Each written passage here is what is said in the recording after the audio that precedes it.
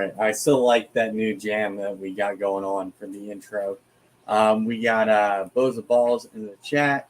We got Kenneth, LMK, Reptiles, welcome, welcome. We got Rob M, PA Fam. We got John No H from Inquiline, welcome, welcome. All right. That's everybody here. Oh, we got Tamathis, welcome, welcome, welcome. Let's bring out our guest, my good friend, Chris from B&S Reptilia.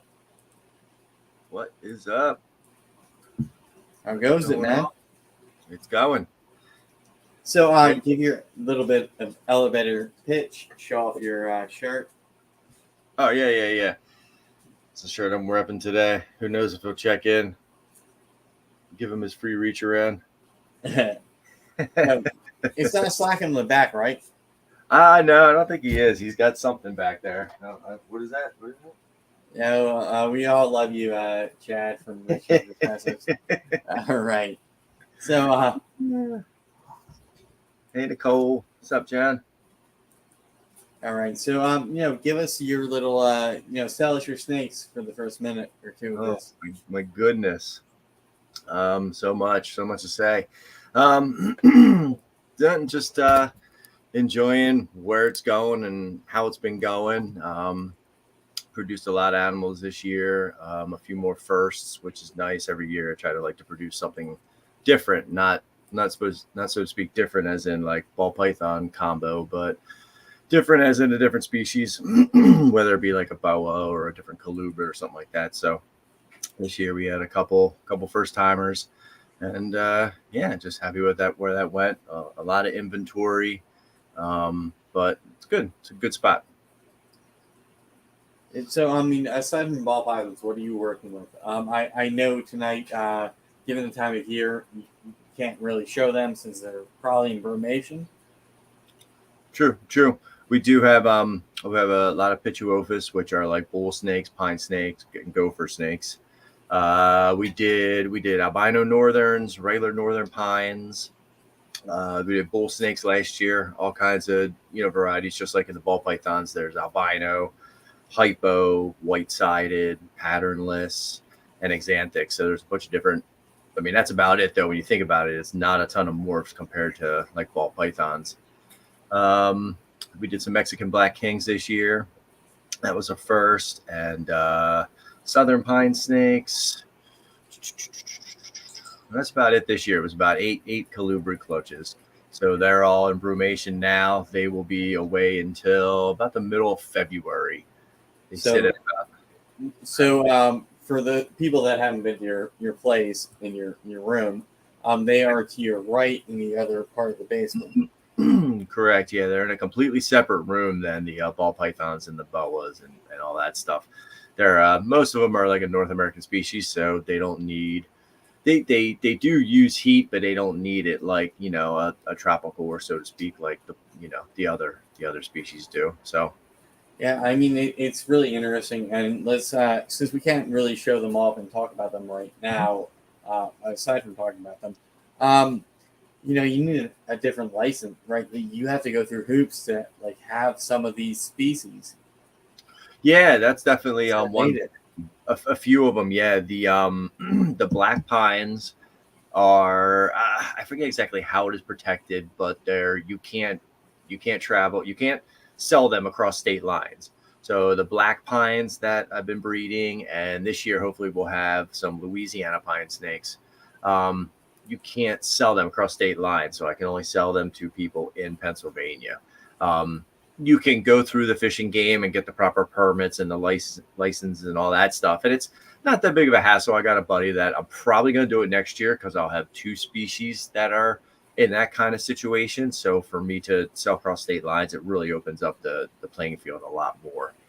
Yeah, I mean, for me, and we're both from Pennsylvania, it's really interesting to have to go through all these hoops for these specific species where we can buy them from other locales and they're okay to have. We have Eastern hognose here, right? Correct. Yeah. We both of us have probably never ever seen an Eastern hognose. No, that's one on the bucket list. I've never seen one in the wild yet, but we can have a Western, right? We can correct. So let's look. Why can we own the Western when the Eastern's endangered? But like going to venomous, why can we not own, a copperhead, right? Can own a copperhead, regardless of range. We can own a Western hognose, still the same freaking species. Fish and game, man. You gotta love it, and all those interesting laws. But, I mean, we can own anything here, more or less, right? Yeah, pretty much. It's not too bad. No, I do. I actually have some juveniles that aren't hybridating. So when we get to that point in time, we can show some of them as well.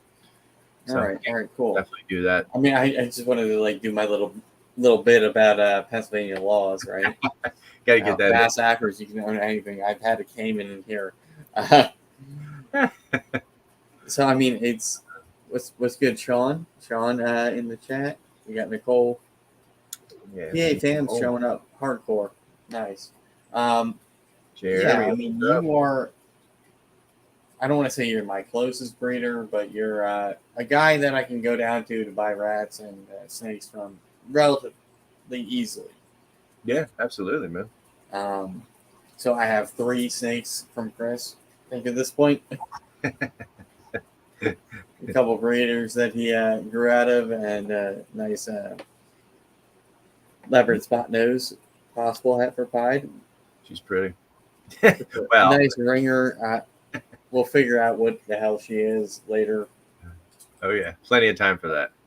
Yeah, she's good. But yeah, so we'll get back over to the ball python, esque thing, since that's what everybody's here to talk about. So you talked about how long you've been in it. So what are your tips for people like me, first year, second year, or getting into breeding ball pythons? I mean, it's true and told. Always just work with what interests you the most. Definitely start with that, and get your foothold and your feeling for what you enjoy the most and enjoy to work with. And then from there, it depends on how you want to look at it. Like when I first started, I just started as kind of like a hobby and something that paid for itself. For the first 4 or 5 years, I was just breeding and selling everything. I wasn't really holding much back, maybe a few hides or things here, but I didn't look at it as like a business and into the future, what I wanted to create. You know what I mean? So, that's one thing, first decide, how in depth do you want to go with it and how much you want to hold back. You know what I'm saying? Because that'll determine everything for the future, that's the biggest thing. And if you want to continue to, dive into the genetics and maybe one day have it pay for itself, then you probably do have to do a little bit of investing, and as you invest, you got to invest your time as well. So always keep that in mind. It's not just a money investment, it is time as well. So that's about it. Just make sure you definitely enjoy it. Yeah. I mean, I talk to you a lot, either in person, going down to pick up snakes or whatnot. But yeah, I mean, for me, I only have one clutch that I've had, and I still have all 5 here. It was nice that like hit what I needed to hit, right? Prove out my girl. But I lucked out that everything over here is female. Like I'm actually at the point now where I need a male. It's not a bad problem. That's a good problem to have with ball pythons. And I'm like, okay, Phil, Chris, who's got a freedom male that who's going to be my backup that's actually going to work? Yeah. And I took so much advice for going to like female heavy, like the males that are for this year aren't going, aside from one, and it's like crap. And it's still early, I mean, for me, but it's just like, come on, I don't want to make more champagnes or, whatever. I don't want to force pairings. Right. Yeah, I have my backup now, but I don't want to force a pairing and then have, she gives me, 8 eggs and they're all something that I don't want or I can't move. Yeah, no, absolutely. You definitely want to focus on that as well. Not that there's no such thing as a throwaway clutch or this and that, but different clutches are gonna have different values. That's just how it is. And if there isn't, there's a few clutches with the amount of snakes that I have. I can breed a few that I feel like would be considered just overhead snakes or bill money, so to speak. They're not going to produce something that is gonna be holdback Wow us, but worthy. Yeah, it it's not could gonna be sell. holdback worthy. But it's just to sell. It could be a nice super or a nice recessive, but it's just how it is. So I'm skipping over the questions that I have up here. So I mean, like in that aspect, where do you feel the market is going? Like, for people like me, people that are like, we're planning this future here, right? Mm-hmm. So like, we've always heard the bells that sell, and I don't think that's still the case. Like what are these safe clutches that we can make, or is it all double recessive? Are we all, do we have to go to that upper echelon of ball pythons? I don't think so. I mean, I think you have to look about where your market would be as well. If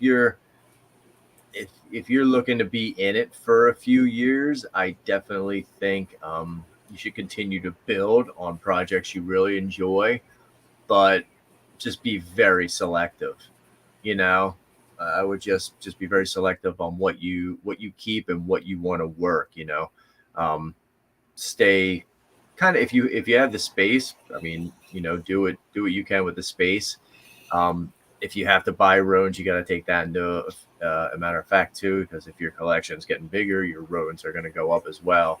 So if you're not really, so to speak, selling as many snakes, your income's not going to be there to provide for them. If you breed your own rodents, then that kind of makes it a little bit easier that you can supply the rodents at a lot cheaper cost. It still costs you money, but raising your own rodents and cleaning them and all that really really slims down your bill, so to speak. But I'd say in somebody in your position, I would definitely try to look at like 3 years at least where you think you want to be with your collection, and almost kind of like reverse engineer, take it from there and say, okay, how do I get to that, at this 3 year point? Because I think the market it slowed down a lot right now, but there's a lot of things that factor. It's the holidays. There's still people buying presents though for animals. I had 3 people this week buy a Christmas present for a significant other.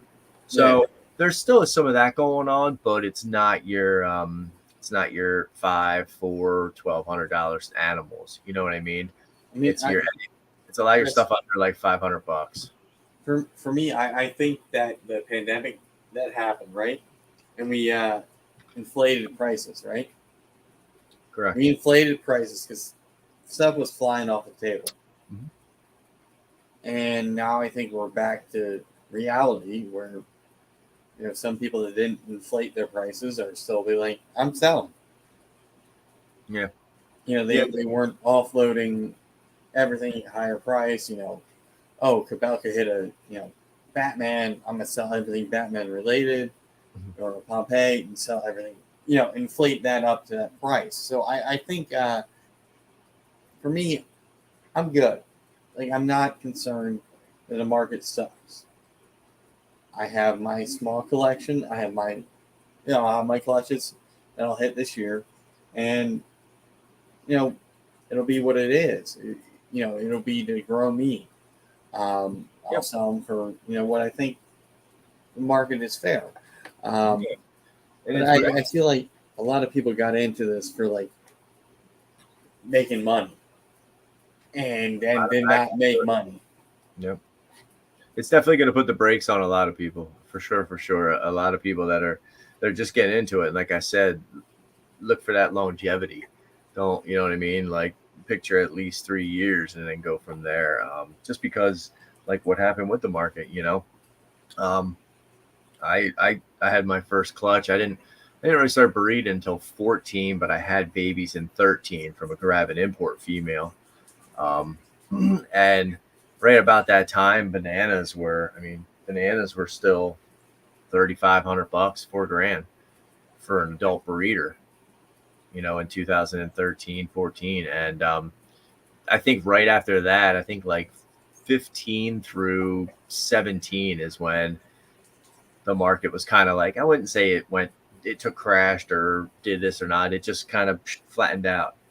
And that's when, they say the whole bananas crashed and whatnot. I feel it was around that time. And it's, it didn't really feel much different than now, so to speak. Yeah.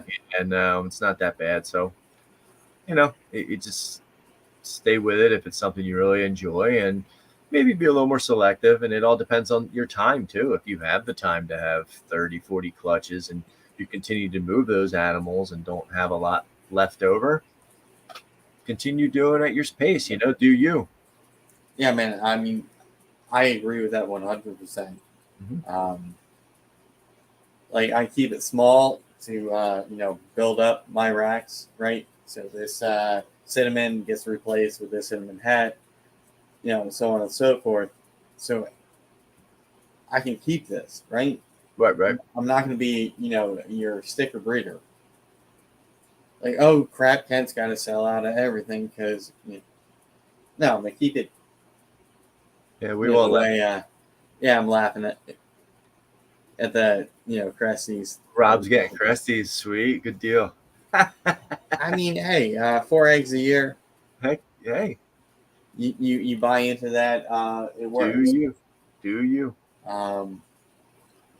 But yeah, I mean, I don't think there's as big of a scare as people think there is. Yeah, no, it's just they're not used to it. It's tough to fathom something that you've never seen before. You're always afraid of the unknown, and to have gone through something, very similar in years previous and whatnot, it's, it is what it is. Sometimes it can be concerning, but you can't worry about that. You can't let things hold you back. Just like any market, any business has its ups and downs. You know what I'm saying? There is waves, there's ebbs and flows. Yeah, I mean, like when I had Nicole on last week, she was telling us how we need to fight for our rights and, keep these things if we can't sell them, yada, yada, yada. But at the same time, it's like she brought up a rational point. If we can't sell them outside of Pennsylvania, what the hell are we doing? Yeah, that would be a lot. That'd be a lot more rough then. Trust me. So I'm selling to you, you're selling to me, Chris, whatever, other side of the state. Yeah, you can only do so much of that. But yeah, I mean, it's. What's up, Phil? We got Phil in the chat. We got people seeing 2021 prices and how much they dropped this year. Yeah, I mean, I'm still buying. I still bought a couple snakes from this guy. A couple snakes from the other Chris, maybe Danny or Nathan. If they have the right animal. But that never scared me. I have my what I'm viewing that I want to do and how I want to keep my size. So keep it small, keep it simple, stupid, right? PK, what's up, brother? So, I mean, what are your thoughts on that? Like, for people like me that want to keep it small, slightly replace, your breeders with better breeders, so on and so forth. Right. Keep it a hobby until it's not. Right. I think, I definitely think to have it more than not just a hobby, you're definitely going to have to grow at some point. I think there is a perfect number that you could probably figure out of like what 155.40 would have to produce to, supplement your income with putting out minimal. You know what I'm saying? Or a 55.40 one like V8 that holds, 6 slots. You have 6 males for a whole 55.40. So you can work out almost any equation to what you want to produce a year or per clutch to figure out a yearly income with just 40 females. And you can leave it at that and just constantly roll those 40 females in and out. have, set 20 females a year you hold back. I'm sure you can figure out something and, Yeah, what kind of income, but definitely. I mean, there's a way to make this work for you, for me. Um, for me, it's still a passion project, right? mm-hmm. No, I'm still waiting on my, double visuals, whatever. I'm gonna hit them. Possibly even a quad, maybe in 4 years or something. We could hit a clown hypo albino, which is really cool. Interesting. And it will have entry in there. It could be super entry or Sheesh. possible blade. Since we're all talking about blade and clown. Yeah, I mean, I have these little projects that could work and be cool. Yeah. You gotta take chances. Yeah, I mean, where do you feel like, is it double recessive, triple? Go be like Phil and go for the Holy Grail. Like what? I mean, what's the future like? Even for a hobbyist like me. I definitely think that should be part of the hobbyist and the business as well. I mean, part of the hobby is creating and making these awesome, cool genetic things. What, Nicole don't like Blade? No, we joke with Ray.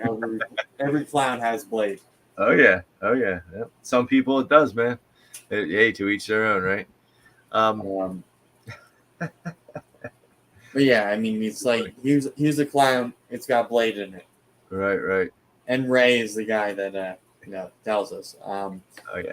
No, I think either way you got to have recessives in your collection because that's, like I said, that's like the building blocks of everything, But I definitely think that's exactly where it's going. Doubles are here. We've seen a lot of doubles this year. We've seen a lot of triples this year, and you're just going to continue to see more and more impressive, I think, recessives, and that's definitely the way you want to go if you want to hold value. You want to hold significant value. Take them long shots, and now with the testing, you can buy those hets guaranteed. Some of them at least, we go 66% head, and if you have that on the tail end of like a double head, you can still gamble. Some people are still just going to post their babies up for 66. Not everybody's going to get them tested.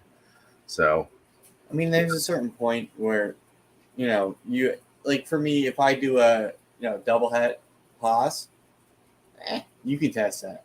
I mean, I'm not gonna. I'll try to figure that out on my end, but I mean, you can figure out, the offspring from those collections. Yep. Yeah. I wonder if Jeremy got his back yet. I think so. Maybe. I think him and Charlie were waiting. I don't know if he got it in. Yeah, I think they're still waiting. Hopefully, he'll comment. I mean, he's here. No gamble, no future from Sean. Yeah, I mean, he's still waiting. All right. Yeah, I mean, it's certainly, it can hook us up for the future. Like, I've got a couple, possible heads, even one I got from you, which, I can always prove out later because we have a visual albino male that's not ready. But if I want to do that, I can prove out that banana we had. It's like if you can prove it out with what you got, if you got a het pied and you got a champagne male, figure that out. It's cheaper. Yeah, it can be. It can also be time consuming too, though. But if it's a small collection and that's what interests you is probably gamble, then that's what you do.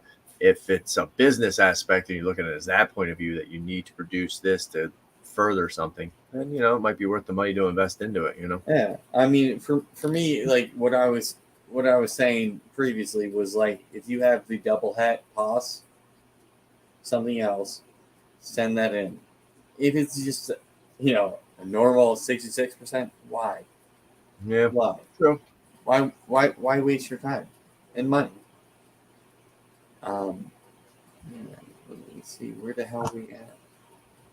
This is the first time I'm actually doing the questions up here on my computer. Nice. So I'm going through all these. All right. I had them up. So, Chris, what's your favorite incomplete dominant that you're working with currently? And what's one that you want to add? Just one, only one. One of each. Favorite that you have, favorite that you want to get. In just incomplete dominance? Yep. Or of each, recessive too? Recessive will be later. Recessive will be later. All right. Geez, that's tough. Really interested to see what the stranger does. I'm interested with that to see what that does for a lot of things. That and also, I think it's going to be interesting, but the lace. Okay. Curious to see what the lace is going to do in certain things. Nothing too general. I have my mind set on. I just kind of want to. I want to see it run through some other things. So like the first year, I probably get it into some sort of recessive, but I definitely want to mix it with a handful of codoms just to see what it does and how it reacts. Yeah. So I mean, that stranger you have is what, head clown or pos? Well, he's 66% head clown and 50% het pied.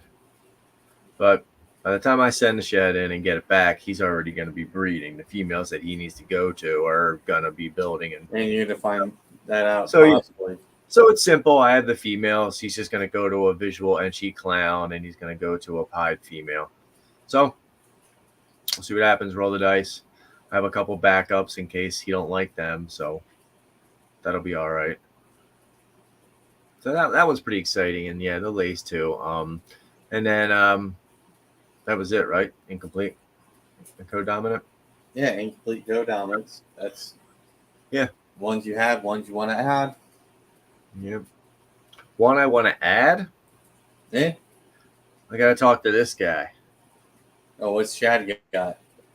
I think I want to get some of that sapphire. Sapphire. Yeah, I think he's got that cool odium that he got from Phil. I know. Yeah, that's definitely in the bucket too. There's a lot of things. I gotta be more strategic with the room this year. What's that banger male that you can add, right? Yeah, exactly. I got to get rid of like 3 or 4 backups, to make room. That's the problem. I got too many backup males, but you got to have that. You got to have them pitch hitters. Yeah, definitely. And I'm like I said earlier, I'm running into that issue. It's not prescient right now, but come January, February, I might have to. Do I want to clutch here, or just it's next season? We'll do a Renamail plan.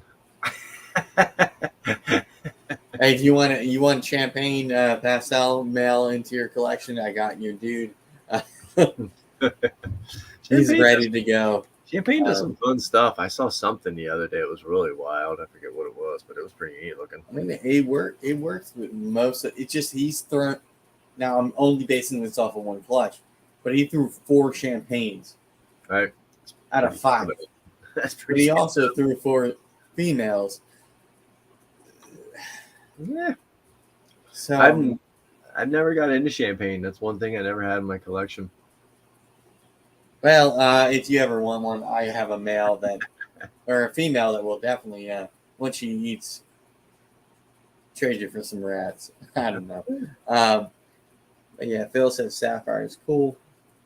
Yeah, I definitely want to look at it a little bit more and pick Chatty Daddy's brain a little bit and see what it does. I mean, I feel like with 500 some odd genetic combinations right now, it's like. It's nuts, man. It's never ending. It's never ending. It's crazy. So I mean, I feel like genetic testing might minimize that down to 400. It could. It's definitely going to take away from it a little bit. But, all right, let's get into your recessives. What about them? Favorite you're working with? Favorite you need? You know that.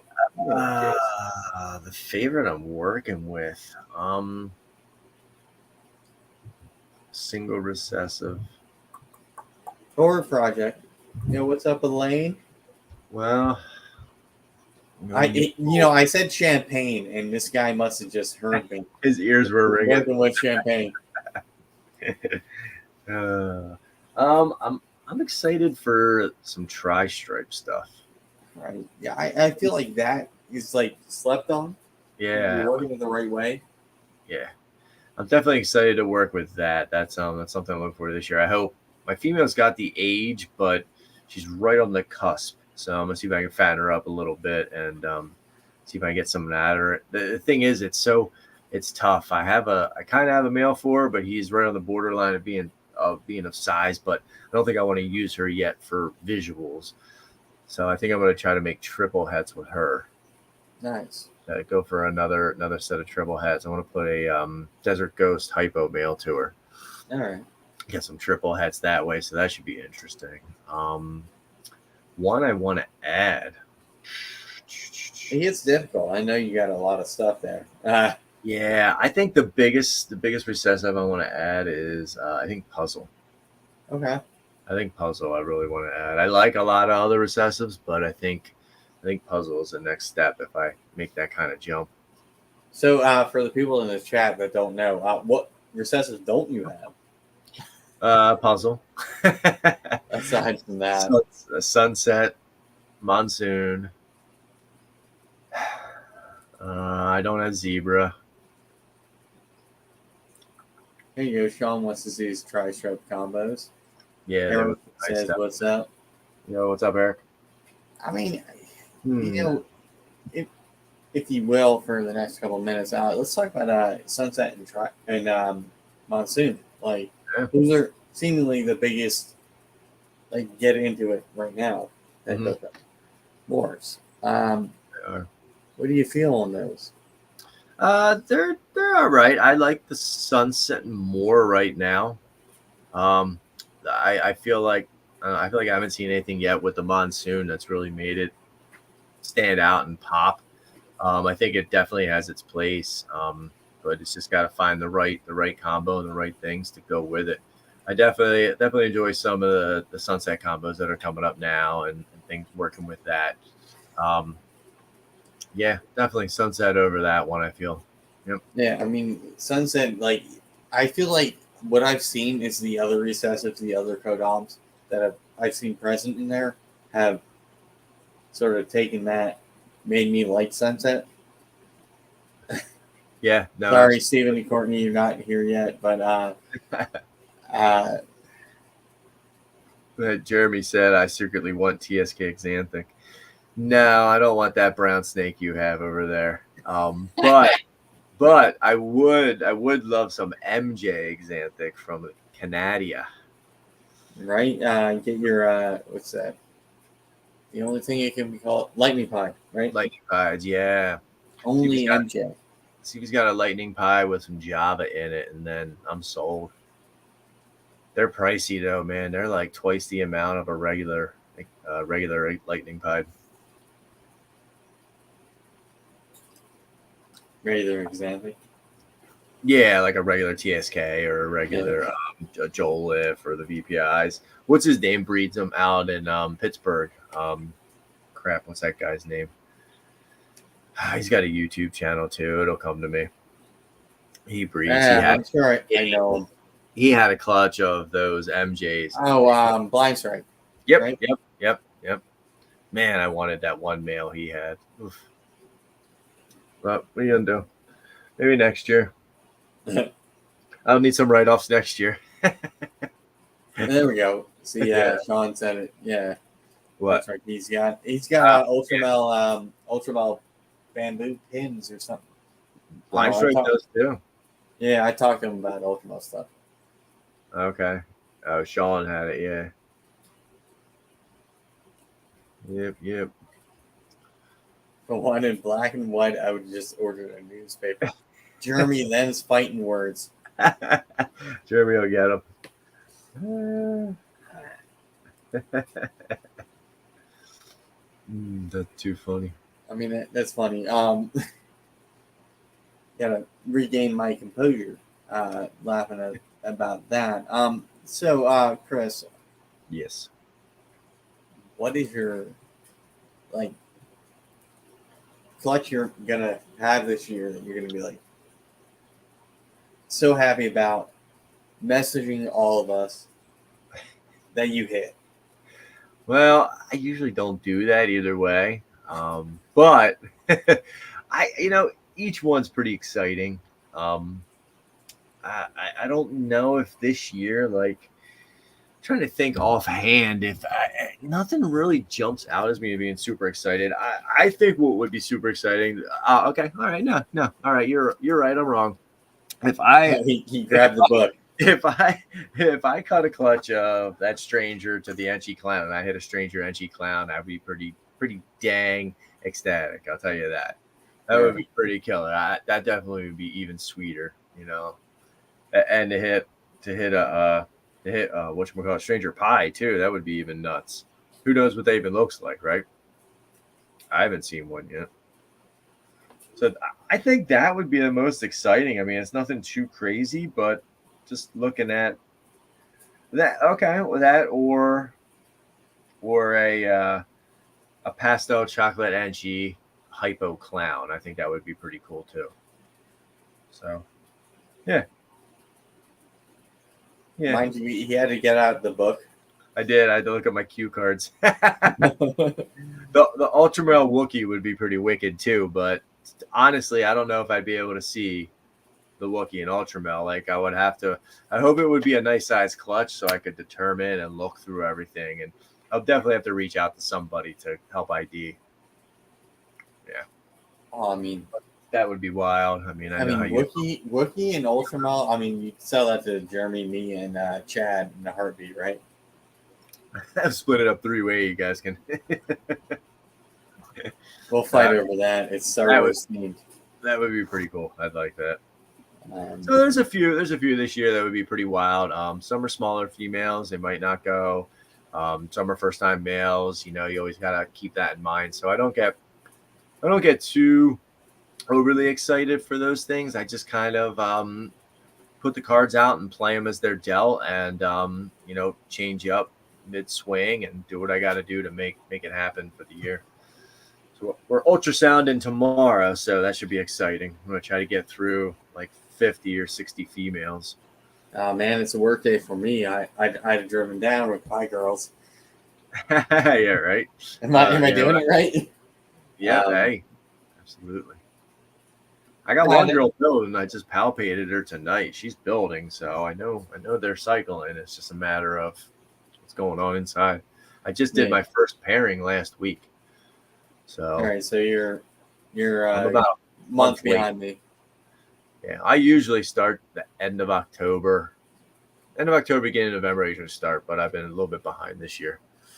Well, yeah, and probably because congratulations.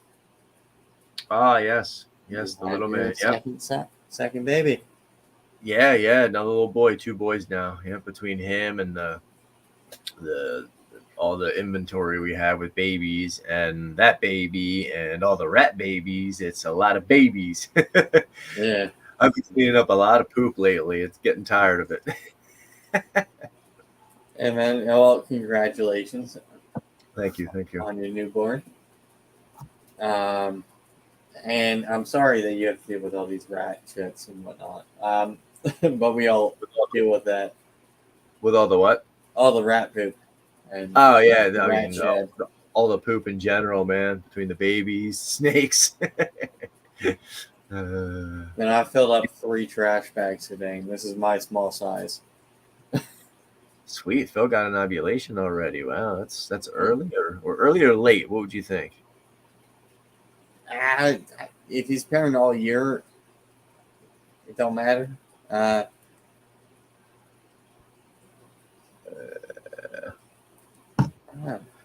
mean, what are your thoughts on that? You follow a season or pair until? Well, he says I want to pair until they go. That's my goal, and that's what I was gonna start last year. But I got to a point, huh? No, Kai joined. Oh, what's up, Kai? I want to breed year round, but I got to a point last year where I literally ran out of room in my snake room. Like I did not account for all the babies, all the hatchlings I was having. I should have known better, but I was like, no, this is what I want to do. I need all this inventory because I'm not going to be working over the winter. I need something to do. I need animals to sell. And so that's why I pretty much bred everything last season. And it showed through 37 clutches. So I ran out of room real quick, which didn't allow me to do as much of other things as I wanted to do. Time, you know what I mean? I had to spend most of my time. I was still working full time at that point. I just stopped working full time at the beginning of November. So it was tough, The wife helped out a lot. She was doing a lot of cleaning, and I was feeding and organizing, and it fell a little behind, but we're definitely back on track now. So yeah, the majority of them were between May, June, and July, though. I had one oddball drop in February, and then I had one just drop in September. So, like, I had a few odds and ends, but the majority and the bulk of them were definitely May, June, and July.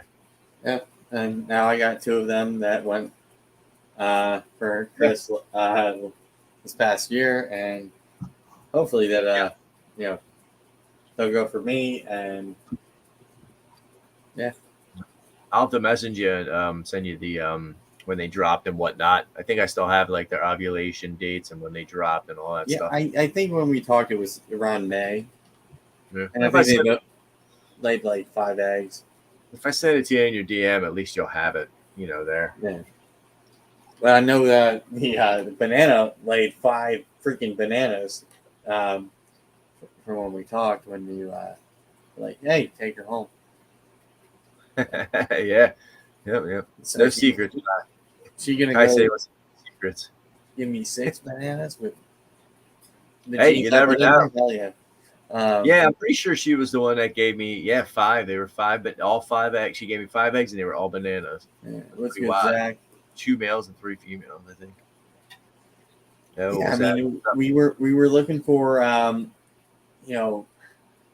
didn't want to do another joint project with my buddy, because we're already doing the Firefly Pied to my female het pied. We're doing the super enchy albino girl to my male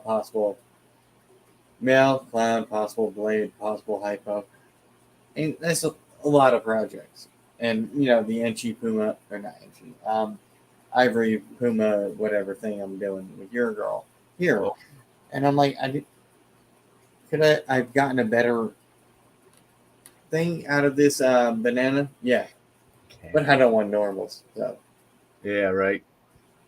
So I'm going to take the super pastel leopard butter, throw it to her.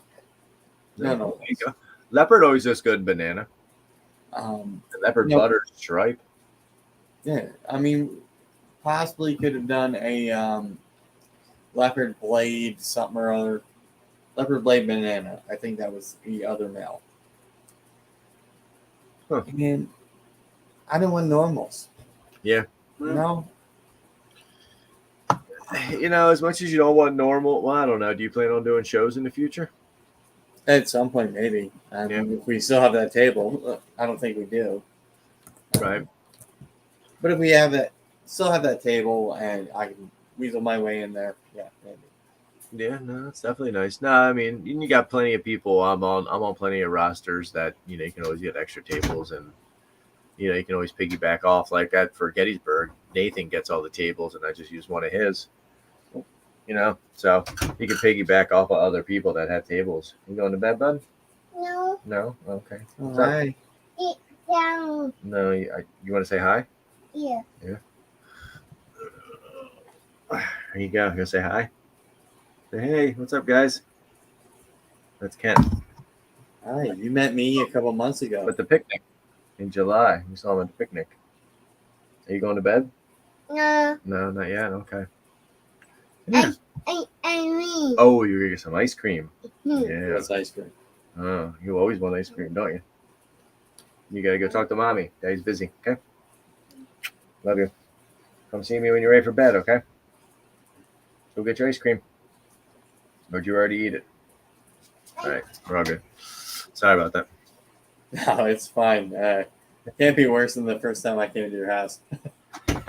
Wow, what happened then? Oh, he threw his pants off. Yeah, you know, little boys, they do that. He was pretty naked there. He says diaper on. We have a wood stove, so he's out in the living room with the wood stove. It's got to be 80 degrees out there. So like his clothes last an hour, and he's like, whatever, it's hot. Sorry. Right. Phil says he does that. Everybody else says ice cream sounds good. Ice cream. Who doesn't like ice cream, right? Might have to eat that. Cowboys already played and won somehow. Oh, that's right. You like them guys. How about them Eagles, man? They whooped some butt today. Yeah, right. And screwed my team out of possibly first place. They never had a chance. We have 3 losses. You have 1 to the Commandos. I know, right? Man knows. That's great. Yeah, they spanked the Giants. That's crazy. Yeah, that was embarrassing. Oh, that's funny. But yeah, I mean, you've talked about the market. You talked about future breeding, that kind of thing, man. So can you give us a little insight into your non-ball python stuff? Yeah, sure. Well, we talked a little about the Pituophis, which were the pine snakes and bull snakes. We also work with locality boas. What do you say about the eagles? We work with a bunch of locality boas. We bred this year. We had Costa Ricans, Tarahmarans, and Longicauda, which are a long-tailed boa. So they were all pretty neat. It's neat to see all the different localities and how the adults are different sized and how different the babies are sized to them. So like the Longicaudas, she must have had 10 slugs and like 2 stillborn and 7 live. So she had a lot of infertile eggs, so to speak. But I think that's more due to the male. It was a first year pair. Male was a little bit smaller. She was showing signs, so I bred her, and she went. But her babies were real skinny. They were almost like a pencil.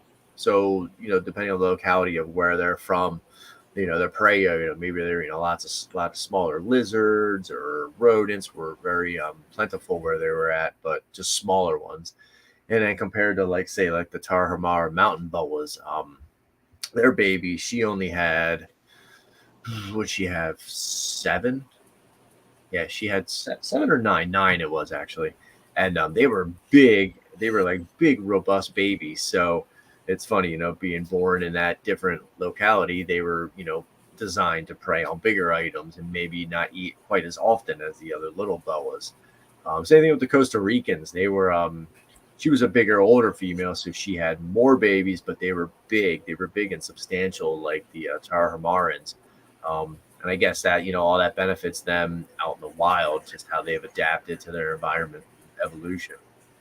Yeah, I mean, so do you find that, locality specific, where there's bigger prey, there's bigger babies? Yeah, correct. It would kind of be just like the reticulated pythons. Your mainlands, they hatch so much bigger, and food's more bountiful in the mainland. There's plenty of rodents and other prey available. Whereas if you're dealing with some of the island localities, I can't think of their names, but like were they Japara or Japaya is one or something like that, or is that Kalatoa? Yeah, that's one. I mean, there's a few. Right, all those. If you watch my live with Donovan from Burning Heart, he talks about a bunch of them. Oh, okay, he's really into them. Yeah, I mean, he's got mainland, like he's got crazy stuff, and Nicole can talk to you about all of that stuff. Absolutely. So yeah, they're on an island, so they don't have quite as much access as the mainlands do. So it all plays a part, which is pretty neat. Besides the boas, we got some blood pythons. We breed T positive, regular bloods. They're pretty fun. And then this year, hopefully, we'll have a pair of Sumatrans, which are the real dark black ones. So, you have the bloods. The Sumatrans actually, are they compatible with what we would call bloods? Yeah, I think you can breed. There's 3 different like subspecies. There's the blood pythons, then there's like Sumatran. the Sumatrans, and then the Borneo shorttails. So you can probably cross. I wouldn't assume why not, but it's kind of like crossing different carpet species or locales and stuff like that. It's probably not. I mean, do what you want to do, but not often. But Chris is saying don't do that. You can. If it's you want to breed, you want to keep the snakes, then do it. Some people, crossbreed like that. Yeah, I had a buddy back in the day, and I know I've talked to you about it. Joel Costa made the cherry bombs back in the day, and still, I think Elias has one. Oh. But Teresa. This guy never told us what the hell made the cherry bomb when it comes to ball python or blood python breeding. Okay. So he had, take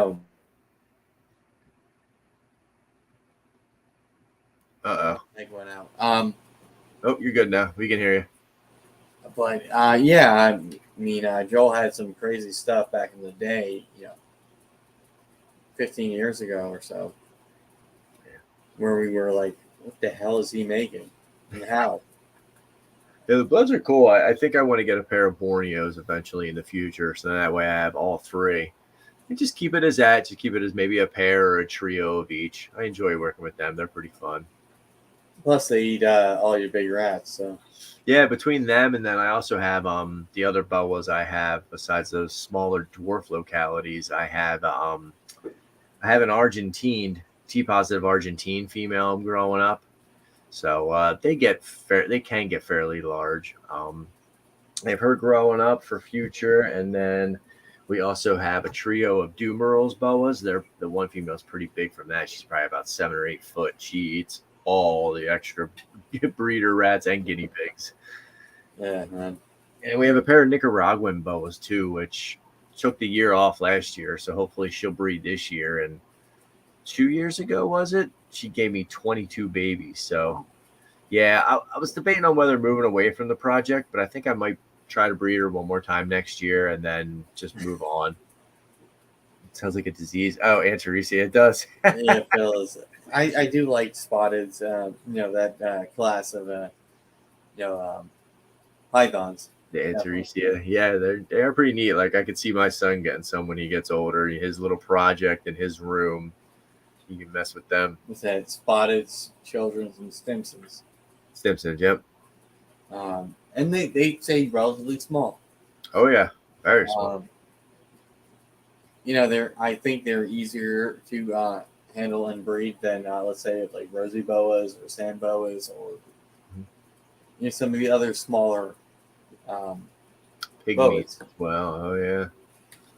Oh yep. You ever have any questions? Phil's the man. He'll school you on them. Oh yeah. Brad and Amber are breeding, I think, this year. They're spotted, so we're looking forward to that. And I think they're also doing their Hog Island hybrids. Oh, okay. What do they hybrid with? I'm assuming something bigger. They're big. Oh, okay. Comparatively speaking to like what you would assume a Hog Island is. Yeah. So something, not a BCC, but a BCI, I would assume. They got mixed in there. I mean, because she's about 8 foot and like pretty big. Hey, bud. Yeah. You had your ice cream? Yeah. All right. You going to bed now? No. You got, bud. We're talking. No, I like the boas. I have a small pair of Guyanas too that I'm raising up. They're pretty neat looking. They were super crazy, like reddish purple tails almost. What else is there? I think that's it. You picked up a milk crate in the background. Yeah, you got his milk crate. I have a pair of Woma pythons that I'm raising up too. They're pretty fun. I'm looking forward to working with them later on. Nice, man. Yeah, You the you get all sorts of species, right? And I Yeah. got my butthead over here. I What's bring that? him out, but he'd bite me. Oh, your boa. My boa. What is he? He's Central American something. I don't know. XYZ. XYZ special. He's a dwarf, so he's kind of little. Well, he's dwarf family. He'll get kind of big, but that's why he's a little defensive, huh? Yeah, I mean he's still about like 3 foot right now, but still tiny. Like he's not gotten big. What's your favorite snake? What's your favorite snake? Which one do you like the best? Babies? Yeah. You like a baby's the best? Yeah. The babies that don't bite you, right? Yeah. He got lit up from a blood python last night. He was helping me unpack from the show, so I'll like open up the container that they're in, and he bit his hand. So he was reaching in to get him, and the first one was a blood python, and I was like, oh man, but he didn't. It slowed him down a little bit the first time, but then he went right in to get the next one. Go, lift it up a little higher. Lift it up higher so they can see. You gotta lift it up higher. You gotta support it. Here, hold it under here. And he's pulling out a boa. Yep, there's a little boa. This is one of the longicaudus, the Peruvian longtails. It's hard to see. I don't know if it's hard to see with the glare. I mean, he picked that thing up. Oh yeah, it slowed him down when he got bit, but it didn't keep him from going in there. So yeah, these guys are like, I'm trying to think of what their age is when they were born. They were born July 25th, so they're what? August, September, October, November, December. So they're almost 5 months old, and they're still lonely. Yeah. Maybe 125 grams, if that, with a full belly. Nice. Like I had to be at your place roughly around when they were born. Yeah, it's crazy how tiny they were, but they're not like true red. They're not like a true red tail, but they're still pretty in that fact, just a lot smaller. Daddy. What? Yeah. Yeah, the cat. Yeah. Yeah, he likes them all. He helps me out down here, Daddy. moves bins around, pulls paper out, puts paper in. Yeah. And Guy says he's an employee in training, yes, I can write him off. and then Phil says, "So true, Kai." Yep. We're training them and getting them ready, right? Right? We got to train your little brother now. So what he doesn't know is that his training will be in the rat room. Oh, they're definitely going to get their time in the rat room. Trust me. I'm going to get out of there as soon as I can. I don't know. Sooner the better. So let's talk about that for a bit. I like talking about rats. So, I mean, at what point in doing this were you like, hey, I need to, breed my own rats? I think I'm trying to think of what the time frame was. We started collecting in like February of 13. And then I think that summer to fall, we already built 2 rat racks. So we built the snake racks, and from like February to the summer, we went from, like 3 ball pythons to 50 in a matter of like 4 months. I know, right? And then right then and there, I was like, well, I can breed rodents. I can take care of rodents. Why don't we just breed them? So we built 2 little standalone masonry tub, 5 bin racks. You know what I mean? Kind of like your standard breeder tub. I still use the same style. And we just bred them like that. Had the babies, raised the babies, bought some frozen thawed, but still had some live to fill in the holes. And then it was like, okay, my at the time when I started B&S, my partner, the B and the S, he had like a bad allergic reaction and was in the hospital. So we had to put the rats in like a sub room. So the snakes were in my garage in a I want to say it was a 4x10 room. It was just insulated and heated. That was just for the snakes. And then there was another room that was maybe like 8x10 10 or so, maybe not quite as wide. And that's where the rats were. And we had our incubator in there. But then we put the rats into their own room and expanded, because by that time, this was like a year or so later, by that time we had more snakes. So we needed more rats to feed them. So we expanded to that to about 3 racks. And that was when I lived in Percy. And then we moved up here to Sellersville, and I had a, what was it, an 8x16 shed that prior to moving in here, this was my dad's property. So I knew we were getting it. So I had months to prepare. So I started building rat racks. I must have built, what I built, 1, 2, 3, 4.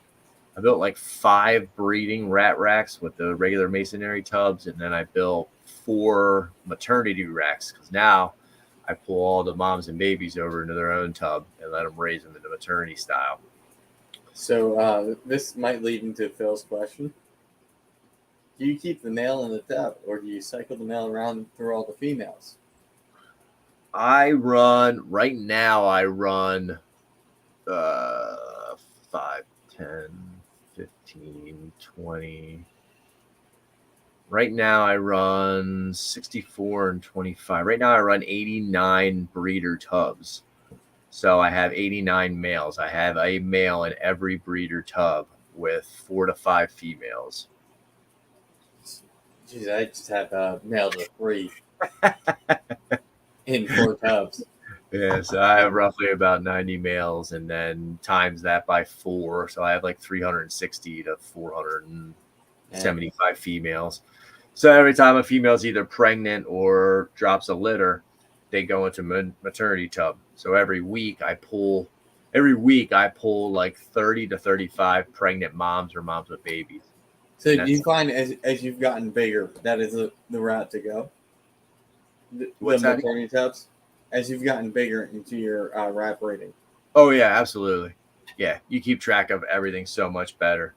I use black spray paint chalk on all the wooden racks, and then the ARS racks I have clear tubs, so I can just do chalk or marker on them, like the acrylic marker. So that's how I keep track of everything. The date I changed the tubs, how many females are in there, what month the females were put in there, what month the males are.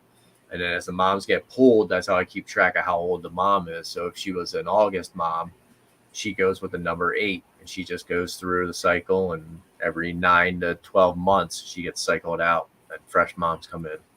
Yeah, I just had my first tumor. I mean, that wasn't fun. Yeah. It doesn't happen that often, to be quite honest. I get maybe one every 2 to 3 months, maybe 1, maybe 2, and I'm running. And they're old rats. Yeah. They're like a year old, so it just happens, man. Yeah, I mean, it was just like, I looked at her, I removed the male. I had the 2 females. I'm like, you know what? I get a little bit out of these 2 before I retire them. Through the mail in, and like 2 weeks later, big old tumor. Like, love you. Yeah, it wasn't. And we put her down today. It was just like, I could tell she didn't. I mean, when I say big tumor, I mean like her entire left side. Was that, like, she couldn't flop over. It was that bad. Like, just that happens within 10 days. Yeah, it's probably like a mast cell tumor, man. They happen quick. And that one I felt bad as one of my first breeders, and I'm like, you know what? You have this big old tumor. We're gonna. Sorry, girl. Will's Hella Heat says he needs one of those shirts. You gotta talk to chat. You gotta talk to Chatty Daddy. You gotta come to a show. Will, he was giving them away. Will's in Oklahoma or Kentucky, somewhere down there. He ain't coming. Right. Tell him to come out. Will's got to come out to PA May 6th for our Eastern Breeders Conference. Is that when the barbecue at the Shelley house is? That's right. That's when it is. Yeah, we're gonna wait till after the holidays in the new year, and I'm gonna send a legit invite out. But shit, anybody's welcome. All right. I might have to come up early with a smoker and just smoke some stuff and sleep in your backyard. You never know. You can even sleep in the spare bedroom if you want, man. If you're smoking meats, I'm down. That's one of my favorites. I smoked a what did I smoke? Was it a shoulder or a butt? I forget which one, but a pork for Thanksgiving. Turned out pretty good. Kentucky. Kentucky. He's in Kentucky. Well, we got bourbon. Chad Like I said- wants an arm and a leg for one, a third leg he prefers. Now we're going there. And on the back of the shirt it says "Eat a dick." But yeah, I thoroughly enjoyed Jeremy doing his barbecue. That was fun. Get to meet all of you guys the first time. Yeah, no, absolutely. Yeah. And I miss the Shady Maple thing. It was opening day at Trout, man. We're gonna have another one. I'm not sure when we're gonna have it. We might do a spring dinner or something. But Phil hooked that one up. Yeah, I was thinking it for like me, like, yo, let's all go to Dave and Buster's over here. Right. And watch Danny, do whatever Danny's gonna do at Dave and Buster's. I think that'd be fun. That would be a good time. All you gotta do is give Chad a hug, and he'll give you a shirt. So, but he better send one with that Trojan. That's a gene I think is a little bit slept on as well as Trojan. What's that? Was that in there with Sentinel? The Trojan, Trojan's something separate. What am I thinking Sentinel with? Sentinel is paint. They're the same. Okay, Sentinel. Okay, all right. Will says I'm 4 hours away from Pittsburgh. All right, so another 4 hours. You're still in PA. You'll be at us. Yeah, I when I went down to Chris's house the first time, I was like, okay, Google Maps. I'm 15 miles away. We're good. 3 hours later, not really, but it wound up being like 40 minutes of actual drive time. We'll have to work together on that, Will. That's where I'm running some stuff too, my man. Nice. Yeah. You know, me and Will have the same birthday. I know you and my mother have the same birthday. But I don't have the same birthday year as your mom. She wasn't born the same year, was she? Correct. Yeah, me and Will, exactly same day. I never looked up my time. I gotta look up my time. Oh, if it's the same time, that's weird. Yeah, I wonder if it's similar. He told me his time, but I never got a chance to look mine up. You got one of the few birthdays I will remember because my mom has the same day, and then we were at Jeremy's the next day. Yeah, yep, yeah. Birthday celebration. We're gonna try to get Adam to come up for Jeremy's this summer. That should be killer. Yeah, hopefully we can find him a good airport. Yeah, Adam and Phil. Well, I'll go pick them up from the airport. I don't care. I'm all right with that. But we get Adam. We'll get Adam and Phil to jam out. Yeah, that'd be fun. Wharf stock. I've been calling it. Wharf stock. That's great.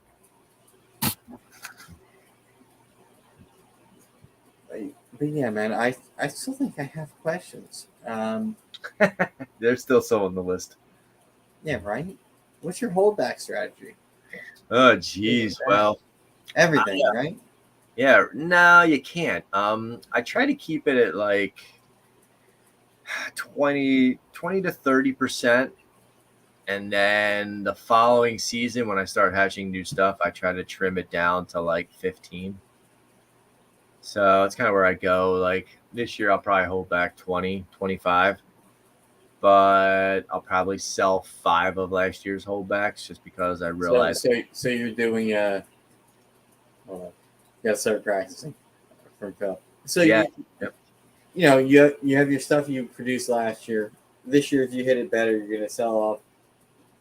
What you hit better on. Some of them, yeah. Or if like I have doubles or something like that, or something similar. Like last year, I hit a Enchi red stripe and a super Enchi red stripe. And I kept both. But I really don't need the Enchi red stripe. I have a super Enchi red stripe. So do some fine tuning like that, So that's what I kind of try to rate by. But I definitely, this year, it's going to be a lot of normals and single gene het animals that are sitting in the whole back Double rack. heads. Yeah, you know. So it's not impressive to look at, but there's still some impressive stuff like a hypopastave. They're pretty impressive to look at. Hit a wicked spot nose cypress honey. Ooh, She's pretty wild to look at. Cypress spot nose honey. Yeah, I'm pretty positive the honey's in there because she looks nothing like the other one, which I believe is the mom was a Powerball, so everything was cypress. Or I'm sorry, everything was spot nose. But it's hard to tell. It doesn't really show how yellow and how she glows. So you had the Powerball and a blackhead spot nose that you were working in, right? No, it was a Powerball bred to a cypress cinnamon pastel honey. So I mean, I was just going by on that girl I got from you. That one came from a blackhead spot nose. yeah, that one came from a different clutch. Yep, that was a blackhead spot nose male. So I mean, she's pretty nice. She's got a kind of a wicked looking head stamp for. It'll focus in, get some light. Got a little dot. Yeah, she's got an interesting little head stamp to her. So it's not too bad. It's it's my first year working with cypress and honey, so I have to play around with it a little bit. There was only 4 in the clutch, so this is very similar to that last one, but it's not nearly as bright as that last one. Still has a wicked head stamp, so it has to be spot nose, and then cypress. I mean, it's not cinnamon, it's not pastel. The only other thing it could be spot nose honey, but I'm not sure what that reaction is. So they're all staying here either way. So I'm gonna let them grow up a little bit, and see what it goes. And this one looks like your classical spot nose. I mean, that's a classic spot nose right there. He's got a funny pattern there. I I but think it's Chad would like that one. yeah, A little weird alien head. yeah, but it's got a bunch of them on them. The one that looks phallic. He may like that one. He's been known to like things like that. So that was an interesting clutch this year. It was crazy. Out of 4 eggs, I hit no cinnamons. It was pretty wild. No cinnamons, and I don't know if there was any pastels in that or not. See, like for me, what's weird is like I know where you are in relation to like what's going on in your room. Like the hatchling rack is like in front of him. Hatchling rack is right up there. The hatchling rack, and he's just picking through these things. This year was cool. This was my first Partho clutch this year. That was pretty wild. So 9 years finally hit a Partho clutch. I mean, I don't know if that's a good thing or a bad thing, but it's still neat. That was pretty wild. Talk about minds being blown when you see like an albino pied come out of an egg that's supposed to be a normal snake. You're like, what is going on? Oh, your mic went again. Oh. So with that, with the parthenogenesis, Mhm. have you grown these animals up yet, or it's just one clutch this year? This year, this was the first time they hatched, so I haven't grown any of them up. I'm definitely keeping one of them back. The other one's probably going to be for sale because it's just a pied female, just a normal pied female, and she has a little too much white for my preference for my breeding plan, so I want to. She's probably gonna go for sale. And so, for me, with like the Partho thing, it's what the mom does to sort of prolong her existence, right? Her genetics, right? So to speak, yeah. It's She like clones herself essentially, and probably throws a male, definitely, to rebreed later with her. So I'm just curious to see like what the if the females that she throws can reproduce. Right. Well, that absolutely, like Will said, from that Partho clutch, I lost two. Two never made it. One came out of a boob egg and was just from the start. I knew it wasn't going to make it, but you give everything a chance. And then one definitely didn't make it. It just did not. It just did not want to eat on its own. And then the other two are thriving though, so we'll see. I'll fully disclose the one female. You'll be able to in May, Phil, if you make it out here. The one female, when I sell her, I'm just going to disclose that she was from a Partho clutch, but I'm going to keep the one. I'm going to keep the albino pied and see what happens in the future with her. The crazy thing about this was the female. She was a visual pied female that we produced like 3 or so years ago, and she figured it out because we bred the pied female to a hypo caramel lace male. So all the babies should have been normal, maybe the lace, if anything. But then, this came out. So what that told us was that the albino or the pied female is also het albino, which I had no clue. She was het albino. So I traced it back, and 2 generations prior, the male was a banana 100% het albino. He was bred originally, produced the offspring, and then that male was made to produce the female pied. So it's crazy how the 100% came all the way down that side. All right, Chris, here's a question. Is it caramel females that have trouble breathing, or either visual? I think they say that the visual females tend to have more issues with breeding. They say to use heterozygous animals, but I haven't ran those tests, but I will be. I'm working with caramel a little bit. I'm being very select with what I do with it, but I am working with it. So I'm going to see what we can debunk. I'll be making hets this year, so I won't really be breeding for any visual caramels. But yeah, we'll see. I think it has its place. I think it does some neat things. I don't know why. I don't know why everybody's so scared of it, but we'll see. Oh, I mean, I always thought it was the other line of Ultramel, but apparently that's Burgundy. No, yeah, it's. And I was like, oh, everybody was so scared, and then Ultramel came out. Yeah. And then I realized it was Burgundy and not caramel. So there's Burgundy, albino, Ultramel, and Monarch. It could all be the same thing. It could be. I don't know if they bred the Ultramel and Monarchs yet together. I don't know if they tried that. Well, somebody's going to be afraid to do it because if they're the same thing, then that sucks for Team Ultramel and Team Monarch.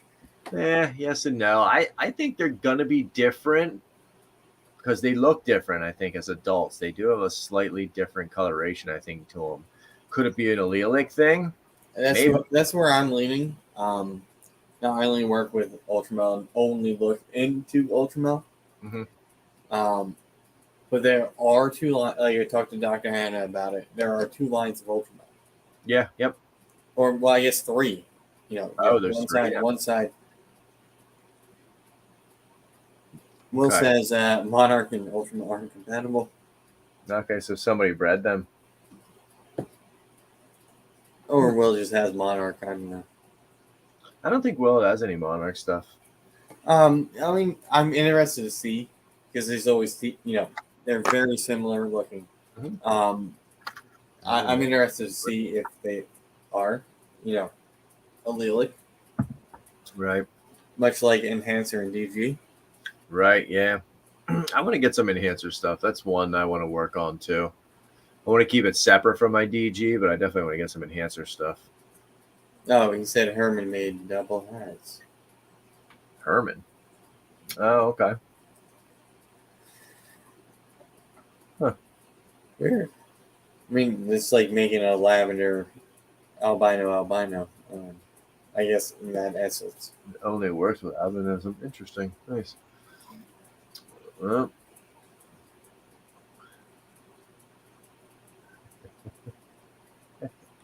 Oh, by the way, Chad is in the group chat. Finally. Yeah, I just saw him chime in the group chat. I wonder if he'll kick over. He'll show up like after we're done. I have to send him a screenshot. I'll send a screenshot to the group chat. Herman Van Helm. Herman Van Helm.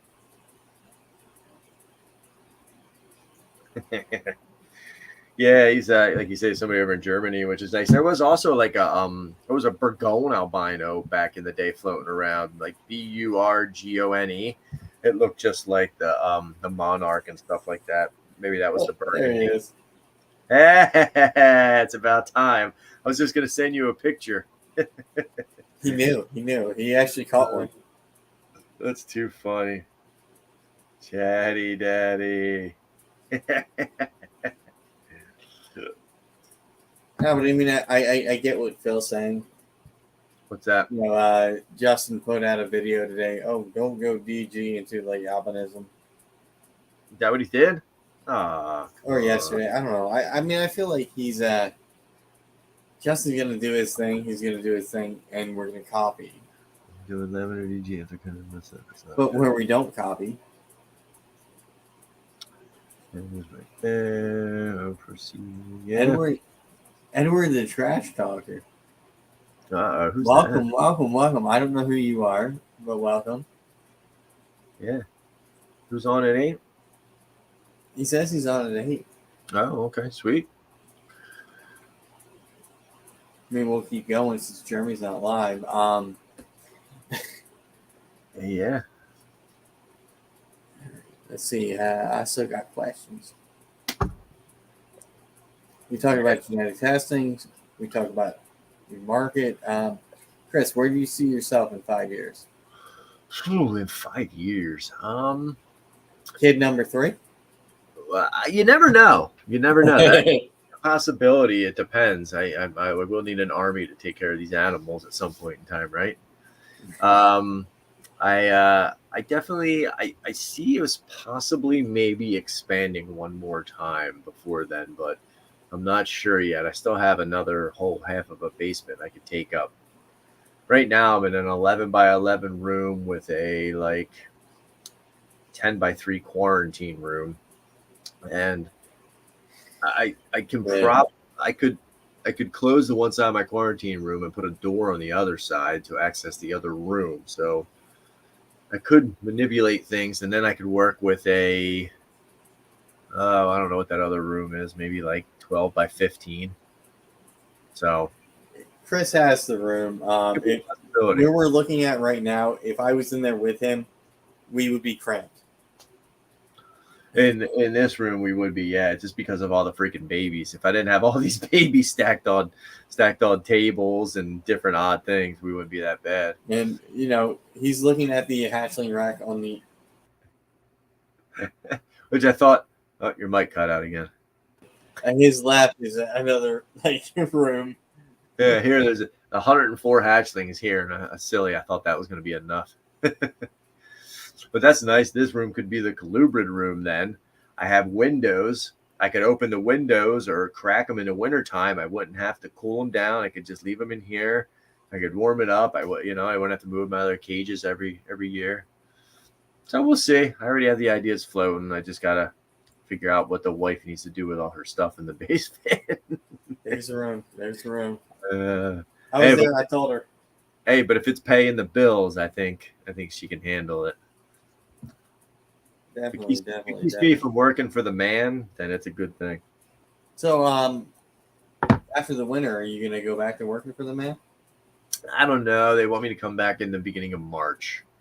But I'm going to see how the shows go the next couple months and what inventory and how income is and go from there. I don't like being tied down to a full-time job. I just don't like it. So I got a couple friends and my wife's family have a business. So I can work a couple days for them. I can work a couple days for my other buddy and maybe fill in for my old job. But like, I don't want to be set to 5 days a week. I just can't. It's just too much going on here. And if I'm making enough money to supplement not working full time, then why should I? Nice. You know what I mean?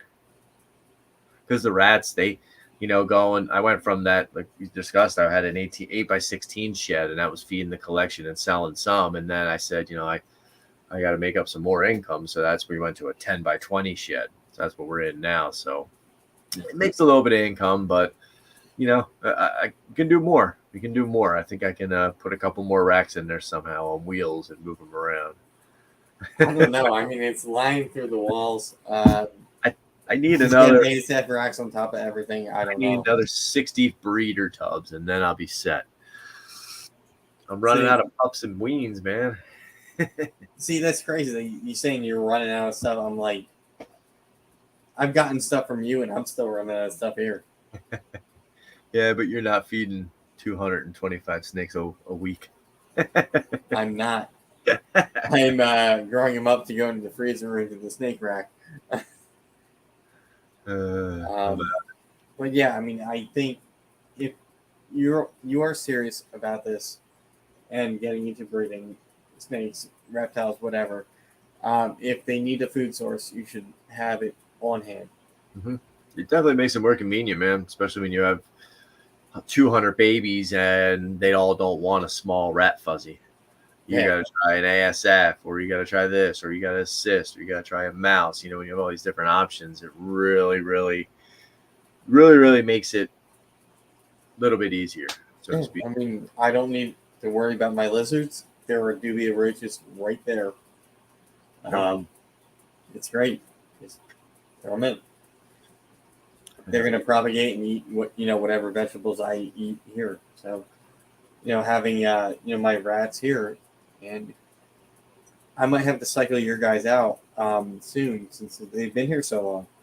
Yeah, it's been a minute. Swap them out. We got more. Oh no, I made more. Like I said, I'm at the point where I'm either feeding or they're going into my freezer. It's that good here. What's good, Glenn? We got Glenn for Fort. Yo, what's up, Glenn? Well, don't like mice. They do stink. And so I don't know. I think I told you this, Chris. Brad is going to expand to like a trailer with like what you have going on, and I'm going to get his other rack. So it's going to be 6 more tubs for rats, and I think 3 more that are for mice. But I'm going to switch it over to ASFs. Okay. Yeah.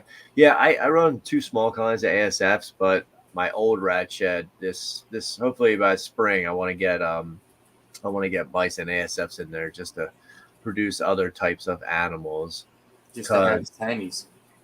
Yeah, just to produce different types of prey, because I've noticed this year that pretty much almost all the snakes, if they didn't take rats, they took an ASF. And if they didn't take an ASF, they took a mouse hopper. So I think it's a lot healthier for them to get, half a dozen meals of something like that in them and then switch them to rats. And my team, everybody seems to do good. Wow, nobody likes mice. No, I mean, for me, like you gave me those ASFs. They didn't take them. I had the one that switched over. That was great. Yeah. But I still have 2 that I'm assist feeding right now, and it's where do I have the appropriate size rat hopper? What can I shove down this snake's throat? The smaller the better. Right, and so it's either a pink or it's very big, and I don't want to deal with that. You know what I mean? Yep.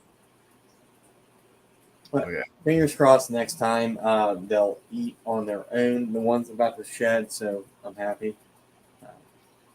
Yeah, if you can try something different, if you can get your hands on something. Oh, I mean, I still have the ASFs that I saved from I can assist feed those. Oh yeah, okay. That might be a little better than a pinky, but that's definitely better. That's definitely a lot smaller than a pinky rat. So we'll probably do that. Tomorrow, because we're hitting that time for they have to eat again. If they eat mice, rather than nothing, give me mice. All right, Chad. Yeah, I don't know about adults though, man. Adults that eat mice, oh, we don't want to. Households. Yeah, I mean, you get them from China Dynasty. Oh, sorry, Chad. Had 3 snakes from you. Mousers until I switched them. But I mean, I don't blame the guy. Right. A lot of old school guys use mice. Nothing wrong with it, but you just don't want to get them hooked on it. Well, in California, you can't have ASFs, so they can only You use have desert field mice or whatever the hell they call them out there. Oh, is that what they call them?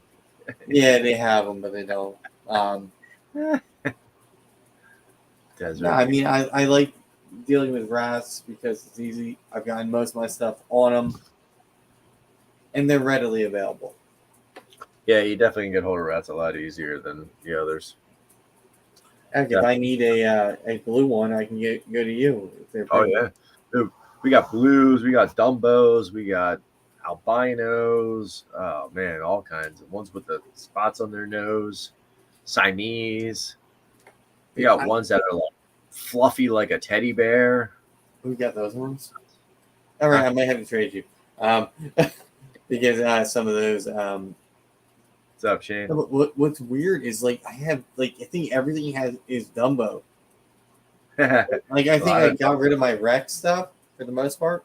Like everything's got the big ears.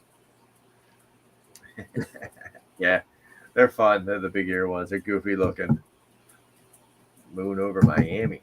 So, Hey, Rudy. his name is Rudy. Yeah, that's his name. And we got Shane from Heads and Tails. Yeah. All right. Well, I heard we have debates on for Chris from Snakes and the Fat Man. So we've covered just about everything as far as my questions and whatnot for you. Right, So we'll finish this up. Where can people find you? You know, social media, shows, things like that. Yeah, the best thing is Instagram. We try to post on there frequent. We slack a little bit here and there, but you know who doesn't? There's a lot of stuff going on. But we're gonna get back into a rhythm. There, Morph Market. You can follow us on Morph Market. We have most of our stuff set up there. We'll be going through future breeding soon, so putting up the new clutches of what's being paired for 23. Because our existing availability up on Morph Market. We do group sales if you buy more than one.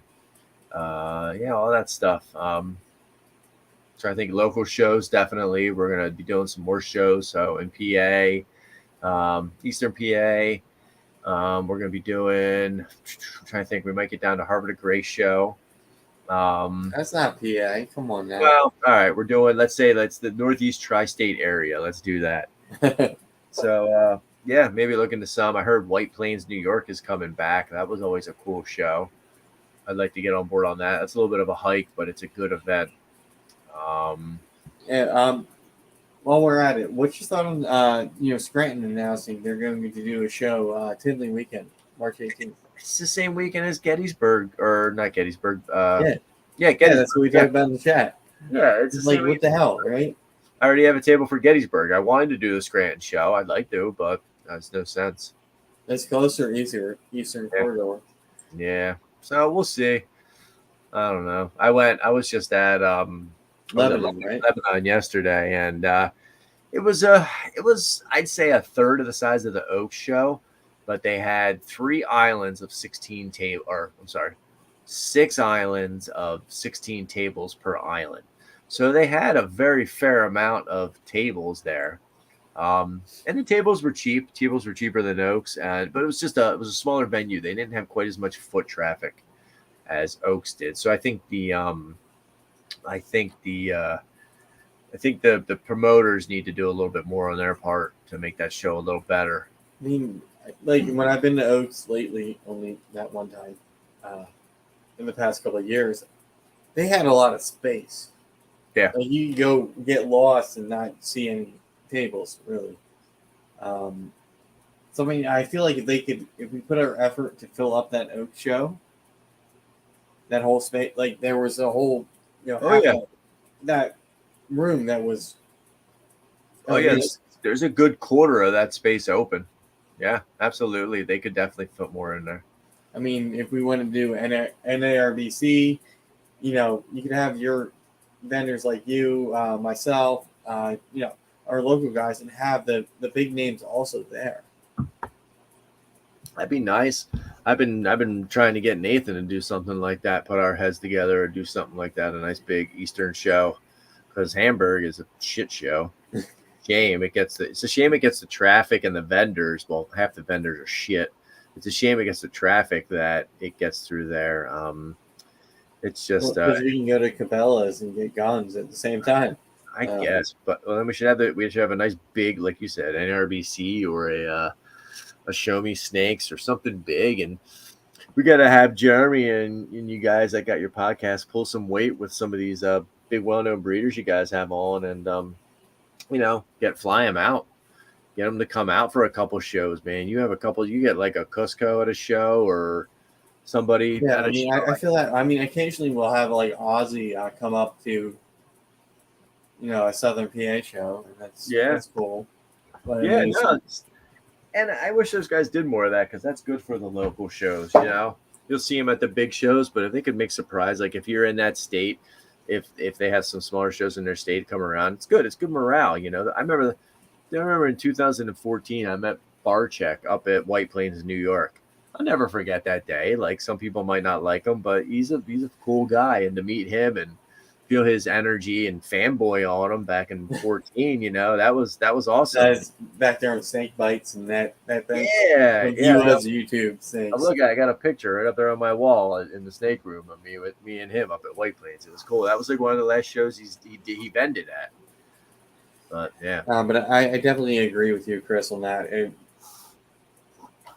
Richie will come visit at Harvard of Grace. Yeah, I mean, we have 2 tables down there. You'll have to help me. I mean, we got the entire northeastern, mid-Atlantic, whatever. We don't have a premier show.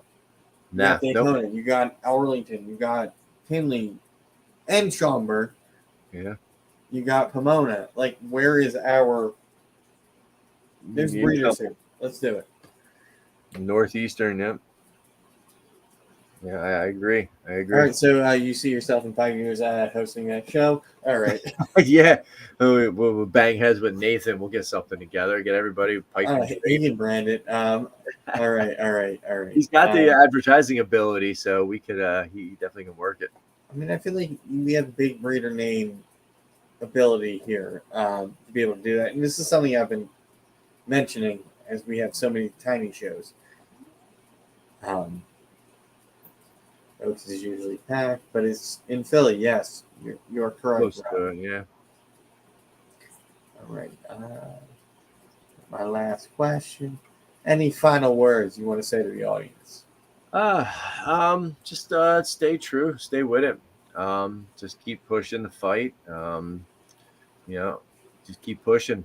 Work with what you're passionate about, and just stay true to what you want to get out of it. That's the most important thing. Don't look at what other people are doing and compare yourself and think that you need to be there or here or there. I mean, I could be further along than I want to be, but I'm not. You're going to be where you're at with how much effort you put into it. So, just do that and just try to enjoy it. Make sure it's fun. Don't lose that aspect of the fun and enjoying. And, if you're cutting eggs and not getting excited, then maybe you need to take a little break or slow down or just keep that spark going. Whatever. Yeah, man, if I cut eggs, it's never as exciting as it was in September. Please take my snakes away from me because I don't deserve that. But thank you, Chris, for coming on. No problem, man. Thanks for having me. I apprite it. It's always good chat. Talking, going through we went through literally everything. So yeah.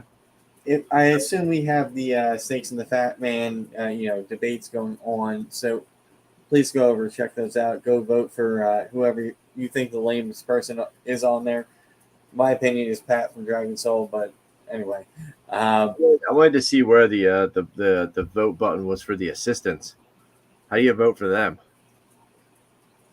The assistants? Yeah, the assistants. Yeah, and some people in the Will should get it. Some people in the chat might understand it.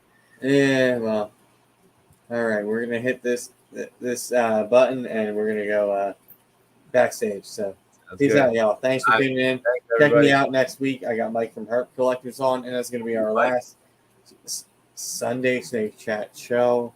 End of Christmas. an era. We're moving to Saturday. Woo! Merry Christmas.